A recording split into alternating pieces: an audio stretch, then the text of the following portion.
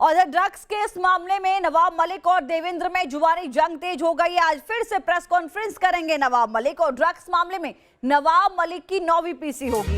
कल press conference के जरिए देवेंद्र फडणवीस पर आरोप लगाए थे। ड्रग्स माफिया से देवेंद्र फडणवीस के संबंध बताए थे नवाब मलिक ने, जिसके जवाब में देवेंद्र फडणवीस ने भी प्रेस कॉन्फ्रेंस की थी और ये साफ कह दिया था कि 4 साल पुरानी तस्वीर को जारी करके क्या दिखाने की कोशिश करते हैं।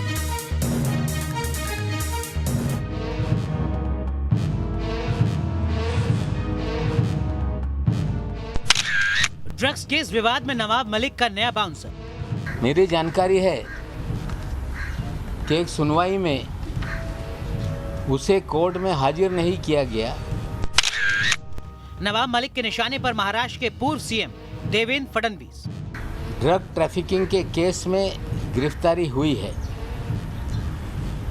लेकिन उनके रिश्ते महाराष्ट्र के पूर्व मुख्यमंत्री श्री देवेंद्र फडणवीस जी से भी हैं। मलिक के आरोपों पर देवेंद्र फडणवीस ने किया पलटवार। वो हिंदी में कहते हैं खिसियानी बिल्ली खंबा नोचे, इस प्रकार की अवस्था नवाब मलिक की हुई है। आर्यन खान ड्रग्स केस में महाराष्ट्र सरकार के मंत्री और एनसीपी नेता नवाब मलिक हर दिन आरोपों का नया बाउंसर मार रहे हैं। नवाब मलिक ने पहले एनसीबी के जोनल डायरेक्टर समीर वानखेड़े पर गंभीर सवाल खड़ा किए, तो अब ये लड़ाई राजनीतिक गलियारों तक पहुंच गई है।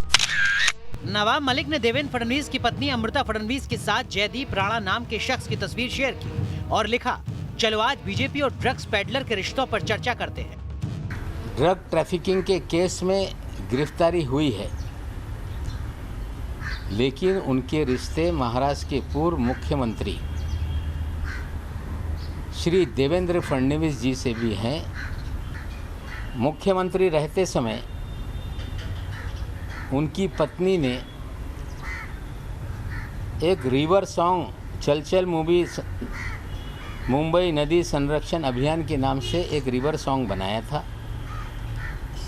उसमें सोनू निगम जी ने गाना गाया था और देवेंद्र जी की पत्नी ने भी गाना गाया था।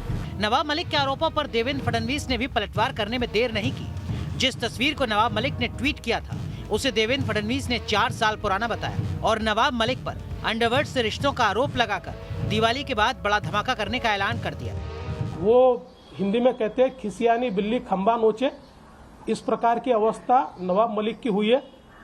लेकिन मैं इतना ही कहना चाहता हूँ, अब उन्होंने एक फुलझड़ी जलाई है तो बम तो फूटेगा और दिवाली के बाद फूटेगा, और दिवाली के बाद नवाब मलिक इनके अंडरवर्ल्ड के साथ क्या संबंध है, इसके सबूत मैं आपको भी दूंगा और राष्ट्रवादी कांग्रेस पार्टी के जो अध्यक्ष है श्री शरद पवार जी, इनको भी मैं वो सबूत दूंगा।